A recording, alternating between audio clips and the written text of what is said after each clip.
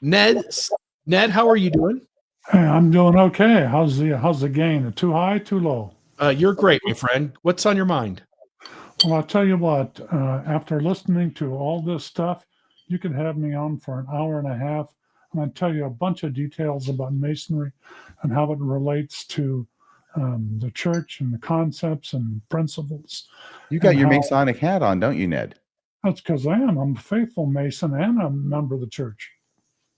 Do they wear those hats in the temple, or do you call them the lodge, or is it both in The lodge. Masonry? The only one that's allowed to wear a hat in the lodge is the master when he's serving in that position. Can he wear any kind of hat? No, you wear I think it's a old bowler hat, but kind of a top hat type of thing. Mm-hmm. Okay. This one's based on the three basic principles of Masonry, which is faith, hope, and charity. For our faith may be lost in sight and our hope end in fruition, but charity extends beyond the grave through the boundless realms of eternity. Yeah, faith, hope, and charity, and the greatest of them all is charity, right? Yeah, that's right. That's right. It sounds like you're trying to Christianize Masonry, Ned. I think that it's based on it because back in the days in England, it was the Church of England and Catholicism and Protestantism, and that was the true religion. So, folks may not know this in the chat. I don't know if you're currently with Fair. Are you currently with them? No, I'm not currently with them, but I was in the past. I know Greg Kearney well. We haven't talked in a while, but you and I work together on Fair. Yep. And I think what Fair wants to do, and the reason I'm not active with him anymore, is they want to promote the institutional church as be the primary focus in all things. And whatever they says, the Handbook of Instruction for all intents and purposes is official doctrine. You disagree with that? I don't recall. You don't think the church should be the primary focus in all fields of endeavor? Well, I think I got something for you that you might think that's appropriate. You tell me if this goes with it. Hey, Ned, I can't have you playing music, and we'll get an issue there. So please turn that off. I want to ask you. It's bad enough having you on the show at all. Yeah, I want to ask you a question. So I want to pin you down for a moment, and I want you to state what your perspective. And I can't have you go on for 20 minutes. So just clearly, do you believe that Joseph Smith got revelation from God, fixing a corrupted form of the endowment known as the Masonic rituals, and that what Mormonism ended up with in the endowment is what God wanted us to have there with all of that Masonic ritual in it? I don't know. What I do know is that he used it as an adaptation for doctrine, principles, and covenants. Just like he had Emma Smith go out and find Christian songs to use in the church. Hold on. You're saying that he used it as an adaptation, but what he said is he told Wilford Woodruff and others, Heber C. Kimball and others, he told them that Masonry is a degenerative form of the priesthood and that he was fixing it and restoring it, not that he was utilizing the thing. That's what he believed. That's what a lot of the early brethren of the church believed. It wasn't true. So then the endowment has untrue things in it. No, the principles and the doctrines and the covenants are true. How they're represented and how they're used as a symbolic teaching method, that's what's different. So like you could go ahead and shake someone's hand. So penalties, but penalties of killing yourself if you reveal the things while Masonry may not have been the God-given source for it. God wanted body-harming gestures to be done and for us to make commitments to keep those promises lest we harm ourselves.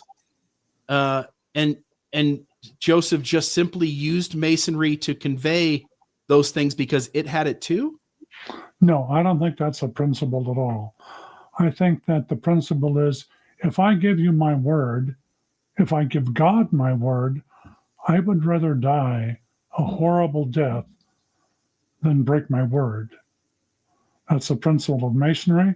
And it's also the principle in the temple. Yeah. And also the executions of the penalties that were used back in Masonry are such that your body would no longer be whole. And it was taught by the religion back then, if your body wasn't whole, you could never be resurrected. I'm going to ask you one more thing, and then RFM, if you got anything, you can ask. Go ahead.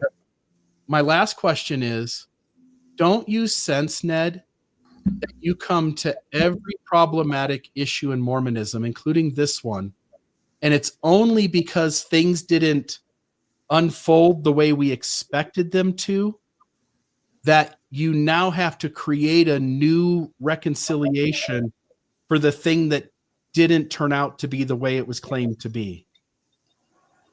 And I think it depends on how you view the situation. I see the institutional church as separate from the gospel of Jesus Christ. That's a convenience you've used. I don't think it's a convenience at all. That's my reality. It's a convenience that you've used when the church didn't add up. If it would have just showed up adding up to all the things it told us it was, we wouldn't need any of these workarounds. We only come up with a workaround when we're disappointed that it's not what we thought it was going to be. Well, as long as you put your trust in the ever-living God, because He's the one who's going to decide where you are in eternity. Those thought-stopping techniques, they work beautifully, Ned. All you have to do is... Isn't that the truth, though? So you don't need Mormonism. Say again? You don't need Mormonism. You just need faith in God then? Is that... We've never met before, right? I'm just trying to figure out what you believe, Ned. Well, I believe that God is just and perfectly merciful, and whatever He decides will be perfect in eternity, and whatever that is fine with me. So you don't need Mormonism, according to Ned Scarsbrick. Oh no! You whatever level of heaven or that.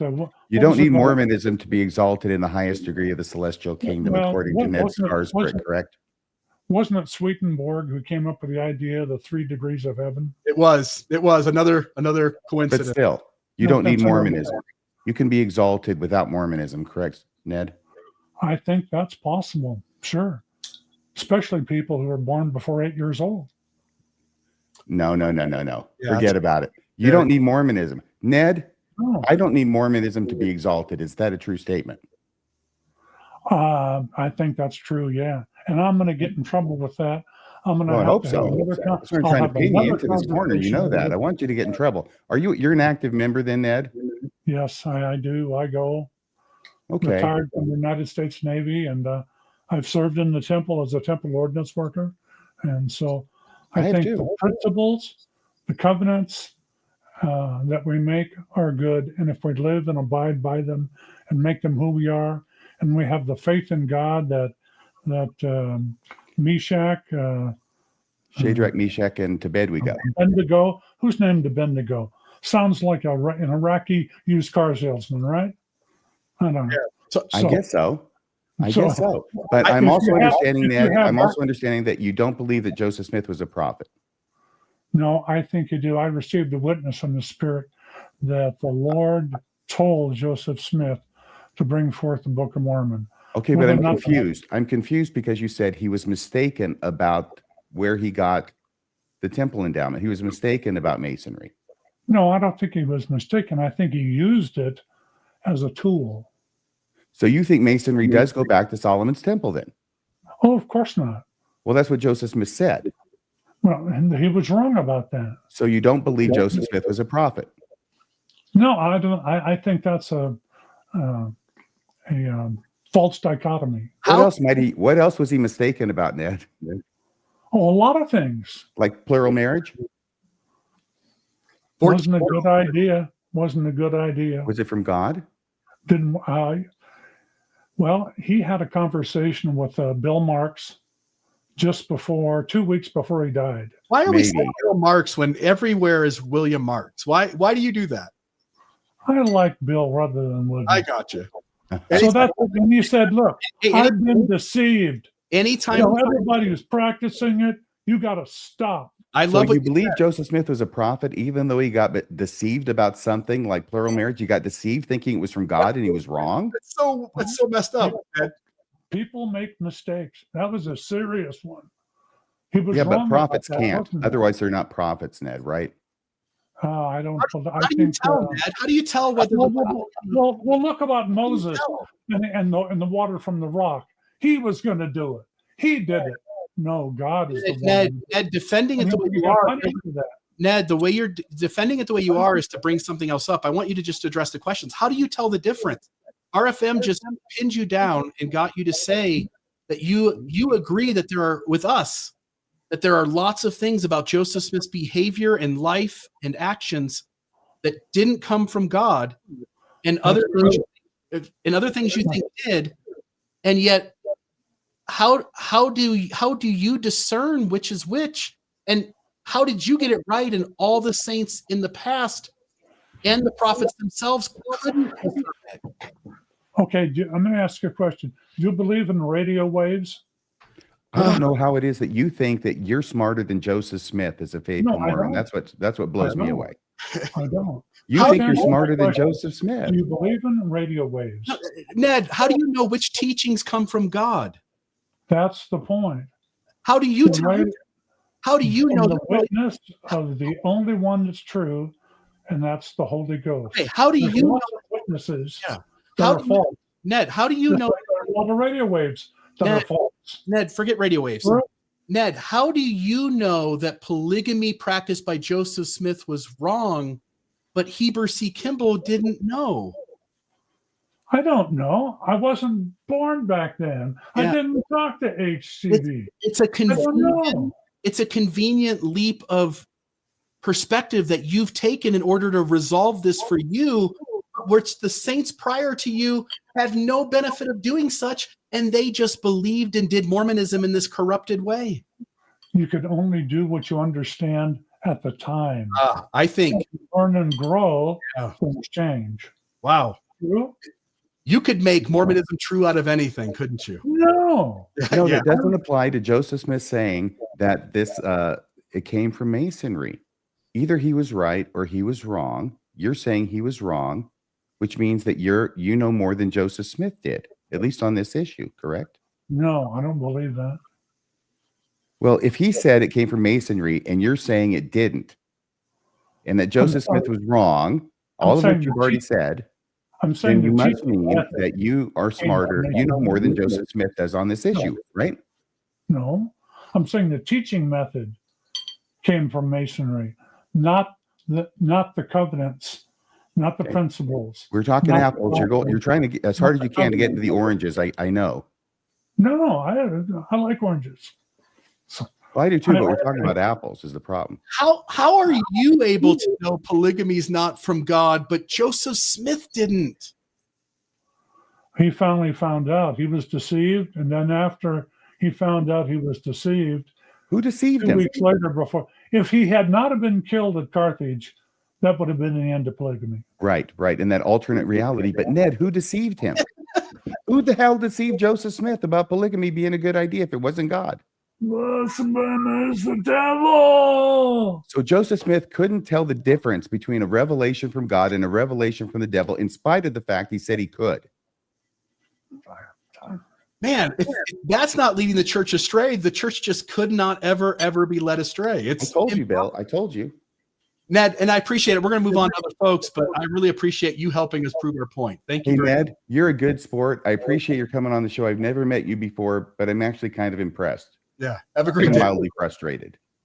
As you were, gentlemen. Bye-bye. Thank you so much. At ease. A Mormon can get themselves out of any box. You got to clip this baby. Oh, It's not quite a short. It's kind of a long short or a short long, but we got to clip this baby.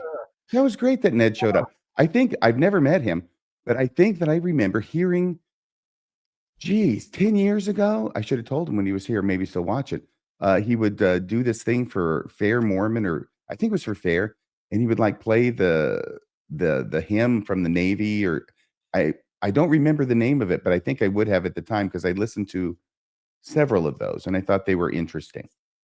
They're no Radio Free Mormon, that's for sure. Well, no, thank God for that.